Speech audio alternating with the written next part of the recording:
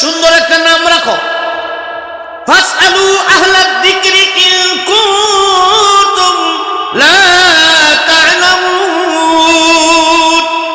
কোন নামের কি অর্থ, কোনটা রাখলে ভালো হয়, সেই নাম এবং বড় বড় আলেমদের কাছ থেকে তুমি জানা নাও। রাসূল বলেছেন, মান তাশাব্বাহা বিকওমিন ফাহুয়া মিনহুম। যদি নামের সাথেও যদি কারো নাম মিলা যায়, হইতে পারে আল্লাহ তাআলা তুমি বান্দারে এই নামের কারণে আল্লাহ তোমাকে জান্নাত দান করবে। সুবহানাল্লাহ বলেন। আল্লাহ তাআলা হাসরের মাঠে যখন জিজ্ঞেস করবে, ডাকবে, ইয়া মারইয়াম, মারইয়াম বলে ডাকবে, সব মারইয়াম উঠে দাঁড়িয়ে যাবে।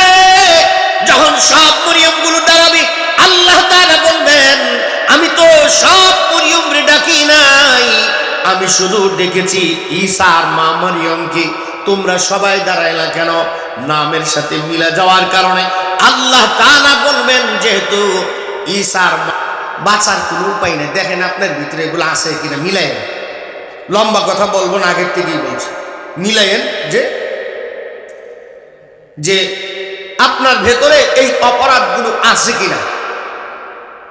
ক্বালান নবী সাল্লাল্লাহু আলাইহি ওয়াসাল্লাম, সালাসু মান ফাআলাহুন্না ফাকাদ আজরামা, মান ই'তাকাদা লিওয়া বিগাইরি হাক্কিন ফাকাদ আজরামা, ওয়া মান মাশা মা'a যালিমিন লিয়ানসুরাহু ফাকাদ আজরামা, ওয়া মান আক্কা ওয়ালিদাইহি ফাকাদ আজরামা। এই দুনিয়ায় যেমন নেকের কাজের মাধ্যম আছে, এই দুনিয়াতে গুনাহের কাজেরও মাধ্যম আছে। নেকের কাজ যেমন ভাবে দুনিয়াতে করে গেলে পরে আল্লাহ তাআলা তার প্রত্যেকটা নেকের কাজের মাধ্যমের ধারায় আল্লাহ তার আমল নামার ভিতরে নেকিগুলো যেমন পৌঁছায় দেয়, ঠিক তেমনি যদি কোনো মানুষ যদি গুনাহের মাধ্যম যদি দুনিয়ায় বানায় যায়, সেই গুনাহ যদি নাও করে, এরপরেও আল্লাহর রাসূল বলেন তার আমল নামার ভিতরে গুনাহ কিয়ামত পর্যন্ত যাইতে থাকবে। নাউজুবিল্লাহ। এমন গুনাহ হলো কয়টা বলেছি? আওয়াজ দিয়া।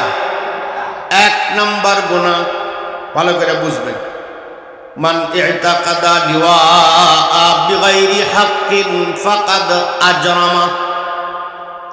যদি কোনো মানুষ অন্যের কোনো জিনিস যদি নিজের মালিকানায় ধরে রাখে, যে জিনিসের হক তার নাই, যে জিনিসের অধিকার তার নাই, এমন কিছু জিনিস যদি অন্যের মালিকানা দিন, সেই জিনিস যদি সে পাওয়ার খাটায় যদি নিজে জবরদখল করে রাখে, এমন আছে না নাই?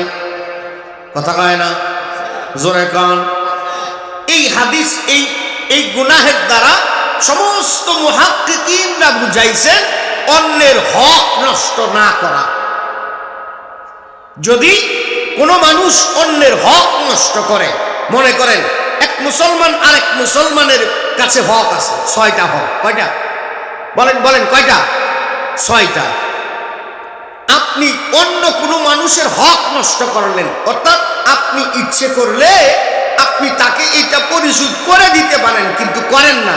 দিলে হয়তো মানুষে বলবে যে সে ওই লোকের কাছে ধরা খায় গেছে, এমন কথা বলবে। এই কারণে আপনি তাকে এটা দিচ্ছেন না।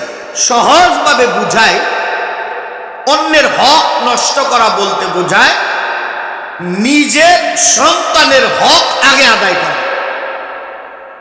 নিজের সন্তানের হক জানেন কিনা আমি বলতে পারবো না, যেহেতু মাদ্রাসার মাহফিল, ছোট বাচ্চারা জানাজা পড়ায় দেখাইছে। আবার আপনারা জিজ্ঞেস করছেন হাদিসগুলো করছে। এই বয়সে তো এমন মানুষও আছে এই বয়সে হাফ প্যান্ট পরাও শিখে না, ঠিক আসতে কয়। আর এই ছেলে তো আপনারা জিজ্ঞেস করছেন হাদিস বলছে। এই জন্যে রাসূল বলেছেন আমার উম্মতের ভেতরে অধিকাংশ উম্মত জাহান্নামী হবে শুধুমাত্র সন্তানের হক আদায় না করার কারণে। আমি আপনাকে বলি, বলেন তো বাপ মা আগে আসে নাকি ছেলে মেয়ে আগে আসে? কেডা আগে আসে? কথা হয় না। বাপ মা আগে না এলে তো বাচ্চা কাচ্চা উঠবো করতে, ঠিক না?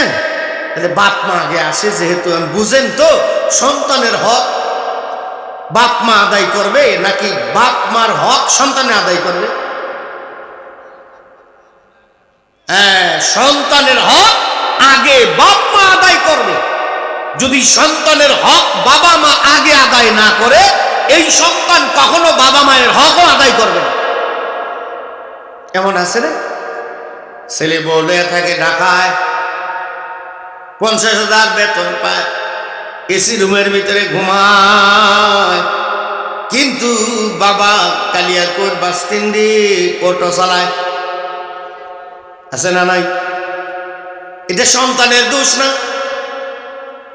সন্তান যে মা বাবার খবর নেয় না, এটা সন্তানের দোষ না, এটা হলো মা বাবার দোষ। কারণ ছোট কাল থেকে নিয়ে সন্তানের হক মা বাবা আদায় করে না। সন্তানের হক গুলা যদি বাপ মা আদায় করতো, তাইলে এই অবস্থার ভিতরে মা বাবা কখনো পড়তো না। এই জন্য আজকে যারা বিয়ে করছেন, যারা করেন নাই, প্রত্যেকের জন্য এই হক আদায়, সন্তানের হক আদায়ের জন্য আপনারে আজকে নসিহত করব। শুনেন, অনেকে জানেনও না যে সন্তানের হক আছে না নাই। আছে, হাদিসের ভেতরে আসছে সন্তানের হক বাপ মার প্রতি 62টা। কয়টা? আওয়াজ দিয়ে এখন কয়টা? 62টা হক। এই 62টা হককে ফুকাহায়ে কেরাম 19টা হকে রূপান্তরিত করছেন। কয়টা? 19টার ভিতরে সীমাবদ্ধ করেছেন। কেন? বিসমিল্লাহির রহমানির রহিম এর ভেতরে হরফ হলো 19টা। কয়টা? বলেন বলেন জোরে খান। 19টা অক্ষর। এই 19টা হরফ, যেমন একটা সন্তানের দুনিয়ার হায়াতের সূচনা হলো তার জন্ম, দুনিয়ার হায়াতের শুরু হলো তার জন্ম, সেই হিসাবে প্রত্যেকটা জিনিস শুরু করার আগে বিসমিল্লাহ পড়া সুন্নত, তাইলে বরকত হয়। ঠিক তেমনি বিসমিল্লাহর সাথে তাকবীর কইরা এক একটা সন্তানের হক 19টা রূপান্তরিত করছেন। সুবহানাল্লাহ বলেন, জোরে আওয়াজ দিয়া কোন। হযরত ফারুক আযম রাদিয়াল্লাহু তাআলা আনহু খেলাফতের মসনদে বসা, এমন সময় এক বৃদ্ধ লোক 90 বছর বয়স আইছে। ওনার কাছে বিচার নেই, হুজুর আমার পোলাটার বিচার করেন। কে? আমার পোলায় আমার বাদ দেয় না, আমার পোলা আমার খবর লয় না, আমারে ভরণ পোষণ করে না। ছেলেটা বড় লোক মানুষ, সে ধনী, প্রচুর টাকা পয়সার মালিক, আমার একবারও খবরও লয় না। হুজুর আপনি একটু তারে ডাইকা তারে একটু শাসন করে দেন, সেই জন্য আমার খবর লয়। হযরত আসলাম রাদিয়াল্লাহু তাআলা জায়গার ভিতরে বসা, এমন সময় তিনি তো জিহ্বায় কামড় দিছে। হায়রে বুড়া, এমন মানুষের কাছে বিচার লয়ে আইছ, যেই লোকটা ন্যায় বিচার মানাকিবে উমর ইবনুল খাত্তাবের ভিতরে লিখে, সমস্ত সাহাবীদের ভিতরে সবচাইতে বেশি সময় হযরত ওমর খেলাফতের মসনদে ছিলেন, 10 বছরেরও বেশি। অন্য কোন সাহাবী এতদিন খেলাফতে থাকতে পারে নাই। হযরত আসলাম বলে, তুমি তো এমন একটা লোকের কাছে বিচার নিয়ে আসছো, হইতে পারে তোমার সন্তানের কল্লা কাটারও বিচার হতে পারে। বুড়া, আগে থেকে একটু চিন্তা করো না, একটু ভাইবা চিন্তা তারপরে বিচার নিয়ে আসার দরকার ছিল। কারণ হযরত ওমর এমন একজন ন্যায় বিচারক, যার শাসনের কারণে, যার শাসনের ভয়ে যে ঘাটের ভিতরে বকরি পানি খাইতো, এই ঘাটের ভিতরে বাঘেও পানি খাইতো। সুবহানাল্লাহ জোরে কর। রাখাল বকরি ছাইরা দিয়া চিন্তা করতেছে, এমন সময় এক বাঘে আক্রমণ করছে বকরির উপরে। ওই রাখাল দৌড় দিছে মদিনার দিকে, বকরির বাগের থেকে না বাঁচাইয়া মদিনার দিকে দৌড় দিছে। পাশের রাখাল বলতেছে, রাখাল বোকা রাখাল, তুমি তো তোমার বকরিরে বাগের থেকে বাঁচাইবা, তা না কইরা তুমি মদিনার দিকে দৌড় দিলা কেন? ওই রাখাল বলে, আমি বোকা না, আমি মদিনার দিকে দৌড় দিছি একটা কারণে। কারণটা হলো, এতদিন পর্যন্ত যে ঘাটের ভেতরে বাঘে পানি খাইছে আর বকরিও পানি খাইছে, একটা বাঘ ও বকরির উপরে আক্রমণ করে নাই। আজকে বকরির উপরে বাঘে আক্রমণ করেছে, মানে এক দ্বারা বোঝা যায়, আমার মনে হয় মদিনাতে বুঝি উমর বুঝি না। খবর নিয়ে দেখলো হযরত ওমরকে কিছুক্ষণ আগেই শহীদ করে দেওয়া হয়েছে। ইসলামী হুকুমতের তাকাজা বর্তমান দুনিয়াতে আছে না নাই? আওয়াজ দিয়ে এখন আছে না নাই? যদি এই বিষয়গুলা থাকতো, মনে করেন চুরি করার বিচার হাত কাটা, ঠিক না? জিনা করার বিচার যদি অবিবাহিত হয় 100 বেত্রাঘাত করা, যদি বিবাহিত হয় তাইলে পাথর মাইরা ধ্বংস করে দেওয়া।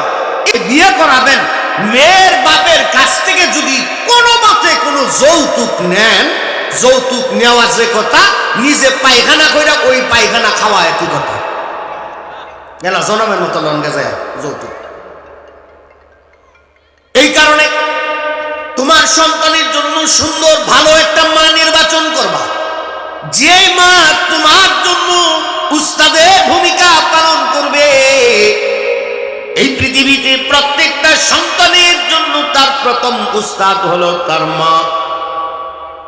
মায়ে প্রথম তার সন্তানকে শিখায় কে মা আর কে বাবা। এই জন্যই 1 নাম্বার তোমার সন্তানের জন্য তুমি একটা ভালো মা নির্বাচন করবা। মেয়ের বাবাদেরকে বলতেছি, শোনেন, আপনি আপনার মেয়েটারে যে জায়গায় বিয়ে দিবেন, একটা ভালো ছেলে দেখে বিয়ে দিবেন, এটা আপনার মেয়ের হক আপনার কাছে। আপনি কখনো টাকা খুঁজবেন না, টাকা। মেয়ের বাপেরা করে কি, কেমনে কইতাম কথা, রাগ করেন না, কয়ে লেলে। মেয়ের বাপেরা চিন্তা করে যে ছেলে বয়স্ক হোক, কাইল্লা হোক, আর ডাক্তার হোক, টাক্কু হোক, আর স্টেডিয়ামে মাল না থাক, কোনো অসুবিধা নাই। যদি সরকারি চাকরি থাকে, এই পুলার কাছেই বিয়া দেয়, ঠিক না বে ঠিক? যদি কোন ছেলে বিয়ের প্রস্তাব দেয়, যদি ছেলে কি করে, বেকা, খাওয়াইব কি, ঠিক না? আচ্ছা বলেন তো, খাওয়ানোর মালিক কি এই পুলায় না আল্লাহ? আওয়াজ দিয়ে কর, এই ইয়াকিন আছে? কথা কয় না, আছে? মাইয়ার বাপে গো ইয়াকিন নাই। যদি থাকতো তাইলে এমন ধরনের কাজ করতে পারতো না। আমি নিজে পরীক্ষিত, বিয়া করাইতে, বিয়ে যেহেতু সমাজের ইমাম সব, বিয়ে তো করার লাগবে না, তো বিয়া পড়াইতে গেছি। মাইয়ার বাপ হলো বুড়া, দাঁত নাই, দাঁত তো নাই একটাও, পান সাবাই সেইসা পান খায়। তো যে বিয়া পড়াইতে গেছি, মাইয়া তো মাশাল্লাহ দেখলাম জন্ম তারিখ অনুপাতে 18 বছর প্লাস, কিন্তু ছেলের বয়স হইব কম পক্ষে 40 বছর। বড় ব্যাকগ্রাউন্ড জানা দেখলাম যে ছেলে সরকারি চাকরি করে, পুরাই স্টেডিয়াম, সাদা মাল নাই, বুঝলেন তো? পুরা টাক্কু, দাঁত দুটা বাইসা বসে করে কাজু বাদামের মতো। যদি দেখতেও ভালো, কালো মানুষ আবার দেখতে ভালো দেখা যায় না, আছে না? কথা হয় না, কালো হইলে কি, কিন্তু দেখতে ভালো, কিন্তু এরা ভালোও দেখা যায় না, বেড হা মনে হয় সোয়ামিলের ভিতরে করার দেখা কাটার সময় উল্টা পাল্টা হয়েছে। পেট একটা মাশাল্লাহ মদিনার টাইম, বউ যদি কোনো মতে পেটের তলে খারাইবার পারে, বৃষ্টি পড়তো না। আমরা দাদা রাখতাম না, দাদার জায়গায়, দাদা কি দিকে তুমি বিয়াটা এই ঠিকঠাক করছো? সরকারি চাকরি করে, বুঝলে তো? যাক বিয়ে হয়েছে, হেগর জিনিস হেরা কি, হেগো মুরগি কি গলায় যাব করবো না ঠেঙ্গে যাব করবো, হেগো ব্যাপার। দিছে বিয়া, 3 মাস পরে দেখি দাদা দোকানে বয়ে জিমায়, আছে না এরকম কিছু চিন্তাই কি কেউ দাদা কিছে কার কইস না একটা তাবিজ দে কে ও মাইয়াটা জামাইরে দেখতারে না চিন্তা করবেন কই দাদা তোমার মাইয়া জামাইরে দেখবো কেমনে তুমি তো মিলাইবার পারো নাই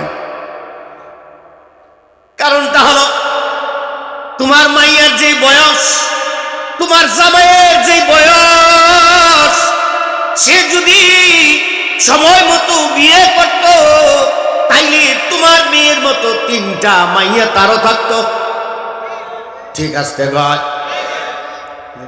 যাইতো তো না একটা কাম কর আলেম জামাই দেখ কে এখন আলেম জামাই খুঁজো কে এখন মাইয়া সেকেন্ড হ্যান্ড হয়ে গেছে তো এখন আলেম জামাই খুঁজো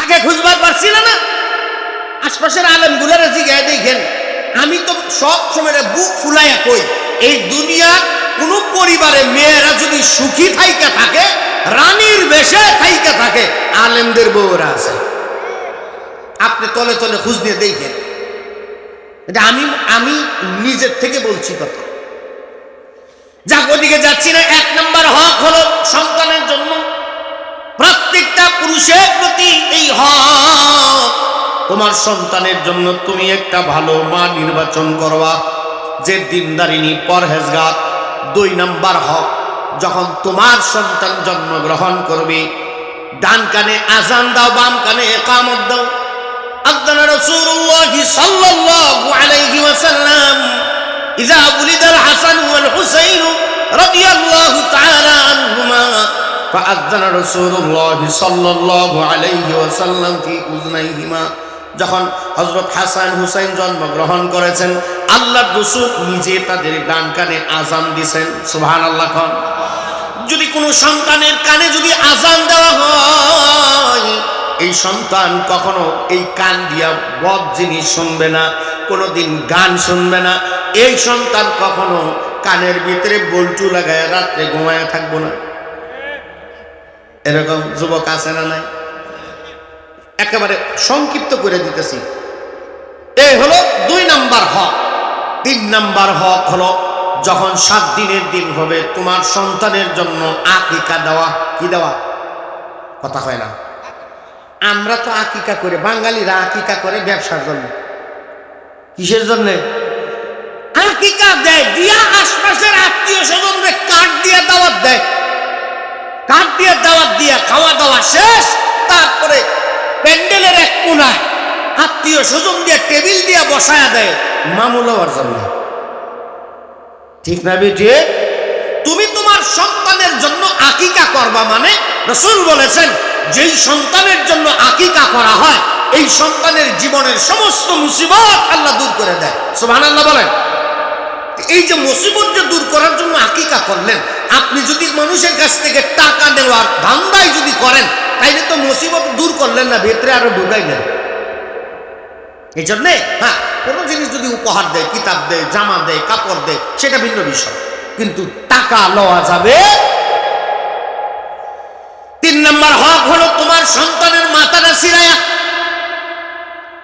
যতগুলা চুল হবে একটা পাল্লার উপরে রাখো আরেকটা পাল্লার ভেতরে কিছু রূপা অথবা স্বর্ণ রাখো রাইখা ওজন করে সেগুলো তুমি সাদকা করে দাও যদি সম্ভব হয় যদি তুমি ধনাঢ্য পরিবারের মানুষ হও যদি বড় লোক হও তাইলে তুমি এই হক আদায় করবা রাসূল বলেছেন যদি বড় বড় দার্শনিকরাও বলেছেন যদি কোনো সন্তানের মাথা ছিড়াইয়া যতটুকু ওজন হয় ততটুকু পরিমাণ রূপা যদি সদকা করে দেওয়া হয় বড় বড় দার্শনিকরাও বলেছেন এই সন্তানগুলো কোনোদিন মৃত্যুর আগ পর্যন্ত কোনোদিন সম্পদের অভাব হবে না সুবহানাল্লাহ কোন এটা বরকত 4 নম্বর হক হলো তোমার সন্তানের জন্য সুন্দর একটা নাম রাখো সুন্দর একটা নাম যে নাম অর্থবোধক নাম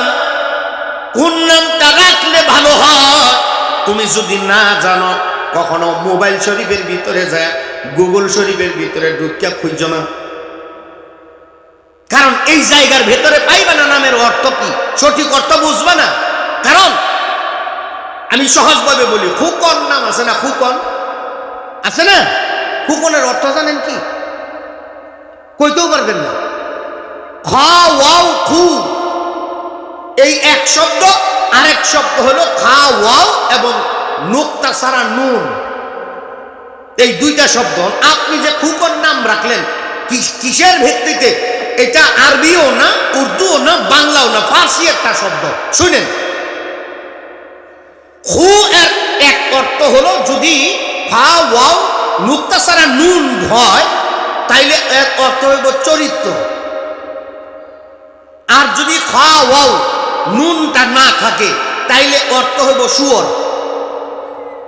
কথা বুঝছেন? আর কন, কফ নুন কন, কন মানে হলো বাচ্চা।